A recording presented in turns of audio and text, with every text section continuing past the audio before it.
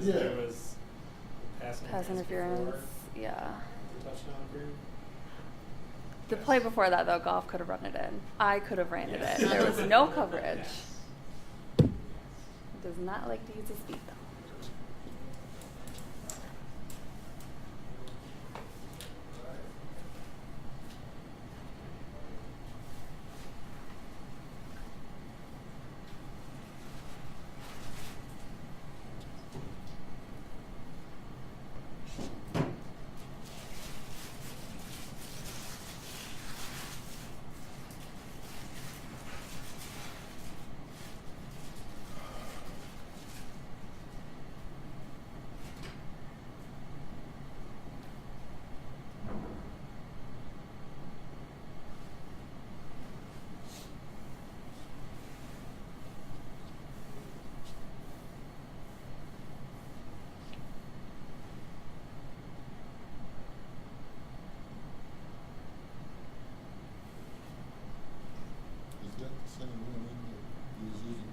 The tripod, yeah.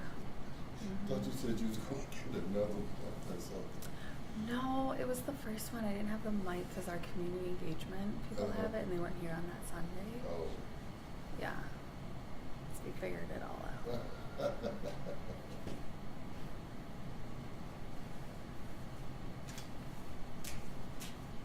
I'm just glad we're getting the scanner in use, though, because we had one with our previous patch, but we, at least the 2.5 years I've been here, we hadn't done any press conferences, so got our money's worth. Yeah.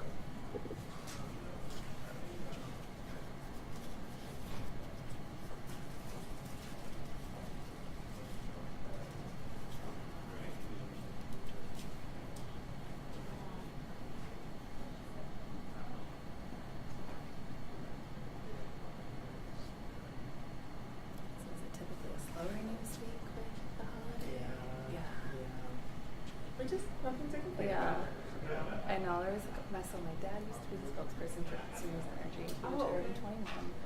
So for like 10 years, he's, the guy that on TV in the car now. And I'll never forget, I think it was like Christmas Eve. They actually, I don't know who it was, they came to our house in like Norton Shores and did it, I know. And I was home from college at the time, I was still sleeping.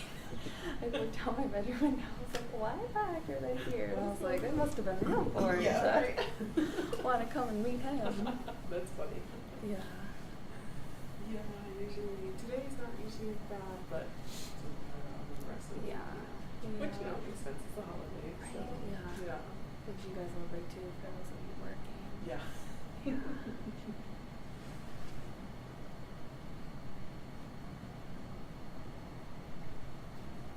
Does it get quiet around here as well? It does. Yeah. And it's nice. So City Hall, we're on 410s. Oh, so always closed on Fridays. So we'll have the rest of the week off. So we work today and tomorrow. Which I was telling them earlier, I was surprised how many people work. I'm sure tomorrow will be a lot quieter. Yeah. I don't know. I think she do you work at 410s year round? Yes. It's so nice. Yeah, it's the city started doing it after COVID, after like people were yeah. And I started here in spring of 23. I was at the Chamber of Commerce before here. And I'm like, and I don't want to leave my job anytime soon. Like, if I do, I can't go back to work on Fridays. That's so nice. Imagine like during the summer. Great. Yeah. And it's nice to just grocery shopping, like time appointments, get it all done. And I love going to Meijer on like Friday morning, like yeah. Unless you want that much. It's really not that bad. Yeah. It's 7:30 to 5:30. Yeah. It's not bad at all. Yeah, that's not bad at all. Yeah. The only time it's probably when it's dark. I mean, we're in the dark when you leave. Yeah. But we're on the upward, the daylight.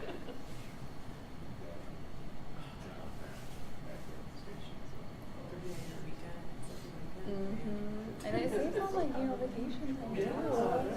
Especially just not do like a week of something. I don't have to take that extra vacation day. Yeah. Everywhere needs to do that. I know.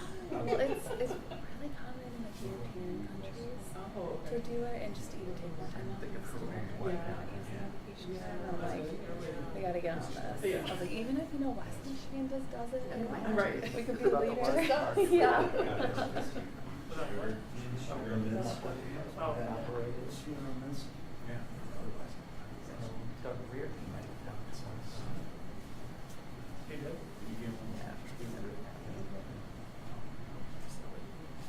Yeah, so DJ just got here, prosecutor.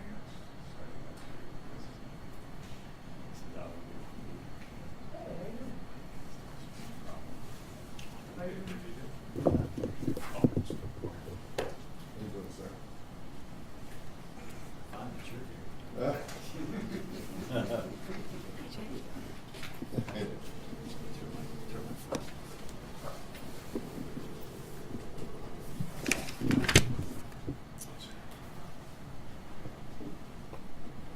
So everybody give me a thumbs up when everybody's ready. Just got it all ready. 1, 2, 3. Middle. Good. Good. All right. I'm Director Tim Kozel with Muskegon Police Department. I have Prosecutor DJ Hills from the Muskegon County Prosecutor's Office with me here today. Appreciate everybody showing up here today. I have a prepared statement just to update everybody on the Jackson homicide and where we're at. So currently there are 2 suspects in custody in connection with the shooting on Jackson Avenue. Both suspects are 25-year-old males who reside in the Detroit area. The first suspect was injured during the shooting and is currently recovered in the hospital. Late last week, a second suspect was taken into custody in the Detroit area. The second suspect was identified shortly after the incident through tips provided by members of the public via the Silent Observer program. Our law enforcement partners on the east side of the state worked tirelessly to locate and apprehend this individual. Can't speak enough about our partnerships with the east side of the state. I'd like to thank the Michigan Department of Correction Absconder Recovery Unit. They worked tirelessly to try to assist us with this. The Detroit Police Department, the Bureau of Alcohol, Tobacco, and Firearms and Explosives Unit, and the Michigan State Police Crime Scene Response Team for their assistance. Locally, our Muskegon Major Crime Initiative coordinated the investigation alongside the manhunt. The MMCI is an investigative team formed by the prosecutor's office and includes investigators from Muskegon Police Department, Muskegon Heights Police Department, Michigan State Police, and the FBI. Both suspects were on parole at the time of the incident and are currently in custody of the Michigan Department of Corrections. They will remain in custody pending formal charges and throughout the trial process. At this time, we are not seeking any additional suspects. Based on the information currently available, the incident appears to have been a robbery that escalated into gunfire. The incident was a tragedy for the victims, their families, and the entire community. Every available resource was used to identify and apprehend those responsible. Community members came forward with critical information, and law enforcement and local agencies partnered with the state and federal levels, working together to bring this case to a resolution. We want to recognize and thank everybody involved for their cooperation and dedication that led to these arrests. I'm welcome to take any questions the best I can. Are you able to identify those suspects at this time? Not at this time, no. Are they charged with a murder or whatever? So, to answer that question, and I echo certainly the chief's thanks for not only the community but also law enforcement that assisted in the apprehension and discovery of these 2 individuals. We still have a couple of investigative ends to tie up before we issue any formal charges. I anticipate formal charges here within a week or so, but clearly we believe that we have those responsible for the shooting. Is there any indication that these people knew the people that they were robbing? As of right now, this appears to be, I won't say friends, but they were familiar with each other. Chief, having such a horrific shooting happen in any city is so terrible, but what do you make of the response that you had from officers and how they have investigated this? I think the day of the event, overwhelming response from our law enforcement community to the scene to assist us.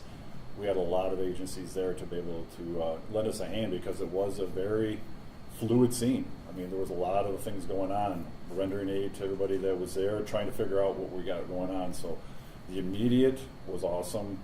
Then with the help of our local team, MMCI, and then branching out when we were looking for that second suspect, the amount of help that we got on the east side of the state was astonishing. They worked countless hours to try to find that second suspect. I commented before, I was hopeful to have somebody in custody within days. They never stopped because it wasn't easy, but they did a wonderful job. Is there any way you can talk about that process of having to connect with the east side, with the west side to find these people? I think with our MMCI, with that local task force, they have those individuals that they know throughout the state, and they're able to reach out, and we're able to get that cooperative teamwork. Do you have any updates on the condition? You know, I know you said one of the suspects was injured in the shooting. Do you have any update on his condition and the condition of the other person, or the people that were injured? Currently, the two individuals, the suspect is currently still at the hospital. Don't know his condition, if it's been elevated or not. And then we still have one of the victims here in the hospital in Muskegon. Are they in serious condition, or will they be able to be released soon? Cannot comment on that, I'm sorry. How do you know there's two witnesses say there's two guys? Sorry. We can't really comment on the evidence until it's presented in court, but based on the information that we have, we're pretty confident that we have the two individuals that were involved. Can you describe the robbery? What was? Cannot describe that either, not until in court. With this type of investigation, there's a lot of evidence. And then to Prosecutor Hilson's comment, still have a lot to do on that end of it. With all the evidence seized, we need to, and Michigan State Police is going to be evaluating all that, and it takes time. And we want to make sure that we're doing everything appropriate for the victims to be able to bring these suspects in and get the appropriate charges. Is there a different approach, or is it more challenging to investigate something like this, given how many victims were involved here? It can be a challenge because, as I've said before, we weren't there. We have to try to piece what happened in that house that night. And it sometimes can be very difficult when people are in critical condition and we have nobody to talk to or limited witnesses. You kind of mentioned somebody came forward with some information that helped lead investigators to that second suspect over in the Detroit area. How important was that, getting cooperation from the community to advance this investigation? I said on my last time talking to everybody is that we've had great cooperation from our local citizens. And with this information coming in through our Silent Observer program, that's what led us down that road to be able to start focusing on the east side of the state for that second individual. I think it speaks highly to the relationships that we built over the last year, 2 years, 3 years, not only with our prosecutor's office, but with local law enforcement and our community, that I think we can have those conversations with our community about these situations. In the beginning, you said that one of the suspects was one of the people injured. Do you believe, were they accidentally injured? Were they injured from return fire? Is there any information? Unknown at this point. Yeah, we can't really speculate. Going back to the community, we've seen a lot of people upset about this. You know, just before this, we had another individual that was shot and killed in his home, and now the community is finding out about this just days before Christmas. What's your response? What's your message to the community who right now just isn't okay? I would say this. Muskegon, over the last year, has had a tremendous drop in our violent crime rate. We've been working tirelessly as a police department to tackle that and to be out in the community to try to work with our community partners to keep having that data go down. I would rest assured that now with these people in custody, I would hope that our citizens would have that anxiety lessened of how it is here in the city of Muskegon. Yeah, and even though the chief won't brag about it, I will. I think our law enforcement community is one of the best in the state. And it's been proven time and time again based on the fact that we've been able to get quick resolutions to these cases, charge them appropriately, and bring the perpetrators to justice, hold them accountable. And again, this case, I think, exemplifies how great our law enforcement here is, or here in Muskegon County is, and citizens should be really proud and appreciative that they are really serving and protecting their daily lives. I want to follow up on that. You know, a lot of these individuals that have been in these recent cases have been late teens, early 20s. One of the concerns of people in the community is that our young people in our community are being involved in crime. I know you just said that crime is going down, but there's people saying, hey, what's going on with our youth? What's your response to that? I think throughout my whole law enforcement career, we've always had that conversation, what's going on with our youth, what's going on with our 16 through 22-year-olds. That's something us in law enforcement are always trying to examine what we can do, what kind of programs we can put in place. Put our officers in the schools, put our officers in the middle schools, hold our youth police academies here to try to always bridge that gap. And then try to always also reach out to the families, because we can only do so much. I think it has to start at home. Is there any message to the youth directly? Well, number one, we're hiring. Right? We're hiring. We'd love to have local young men and women that live in the city of Muskegon come and work for us and serve our greater community. Was the second suspect apprehended without incident? That's a good question. As far as I know, yes, that there was no violence as related to that arrest, and that they were able to do so in a very peaceful way. Was he injured in this? Who? Also, the second suspect. From the incident itself? Yes. Not to my knowledge. Is he back in prison, or is he in a county jail right now? I believe currently he's being held at our county jail, but under a Michigan Department of Corrections hold. I might be missing something, but the guy that's in the hospital with the suspect, did you think in the beginning, what was his, did you think he was victim or? Well, again, I think as in any investigation, you have to gather as much information as you can before you start labeling people as witnesses, suspects, or victims, and certainly that was true in this particular case. And based on, again, where we are today with the investigation, we're very comfortable in indicating that he is certainly a suspect and person of interest in this particular matter. How soon do you anticipate being able to bring charges in this case? As I indicated earlier, I'm hoping within a week. Again, there's still some investigative, I'll say, items that we have to sort of clear up before we can feel comfortable issuing charges, but I would hope that within the next week we'll be there. Is the fact that one is in the hospital, is that delaying charges being issued? You know, certainly, no, I don't say it's delaying. I mean, it's giving us time to make sure that we have all our ducks in a row, that's for sure. What were they in prison for? Or, on parole? I don't have that information. I'm sorry. Were they on parole for things on the east side of the state or for things on the side? All I know is they're on parole. Yeah, Sorry. I don't want to speculate. Yeah. I don't want to speculate. Were they in prison together? That I don't know.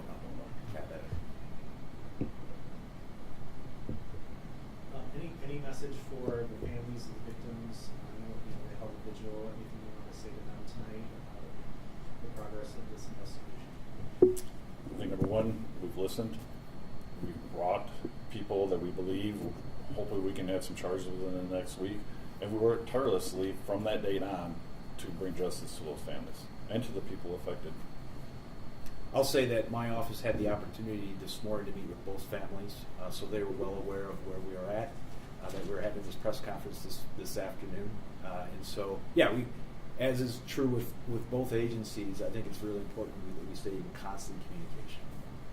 Are you able to speak about their response? Were they happy with the information that you were able to provide, or I guess where they are?